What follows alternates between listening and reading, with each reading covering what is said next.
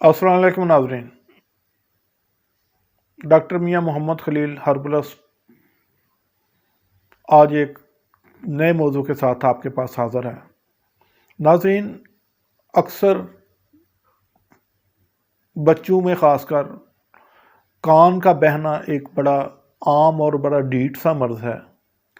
کئی ماہ anti biotic اور ڈراپس ڈالتے رہتے ہیں ہم لوگ، لیکن فرق نہیں پڑتا، جس کی وجہ سے والدین بھی بڑے پریشان ہوتے ہیں۔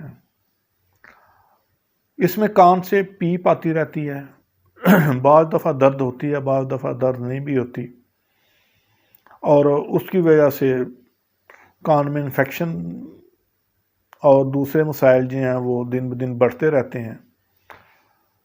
تو آج ہم آپ کو بہتے کانوں کے لیے ایک بہت اچھی سادہ سی گھریلو ریمیڈی بتائیں گے۔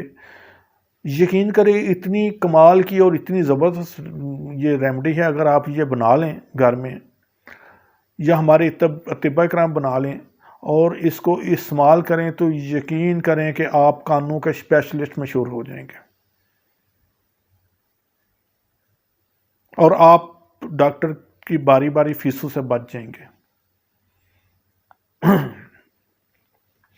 تو ناظرین، کاپی پینسل پکڑیں اور لکھیں۔ سرسوں کا تیل عام گھر میں ملنے والی چیز ہے، 5 تولے لینا ہے۔ مسور جو گھروں میں ہم سالن بناتے ہیں وہ 1 تولہ آپ نے لینا ہے۔ 5 عدد سرخ مرچ وہ ڈنڈی سمیت لینی ہے، اس کی ڈنڈیاں آپ نے نہیں اتارنی۔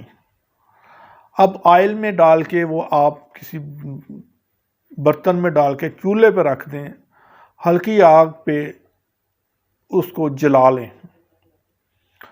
جب دال اور مرچ جل جائے تو اس کو آرام سے نیچے اتاریں، اس کو ٹھنڈا کر کے اس کو فلٹر کر لیں، پون لیں اور اس کو کسی اچھے ڈراپر میں ڈال کے رکھ لیں۔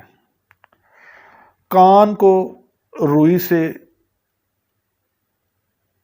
اچھی طرح صاف کریں، اس کے بعد کسی اچھے اینٹی سیپٹک لوشن، ڈیٹول یا پھٹکری کے پانی سے یا کسی بھی پانی سے یا نیم کے پانی سے آپ اس کو روئی میں بھگو کے تو وہ اندر سے اس کی صفائی کریں۔ تو اس کے بعد یہ 2 سے 3 قطرے آپ صبح شام ڈالیں۔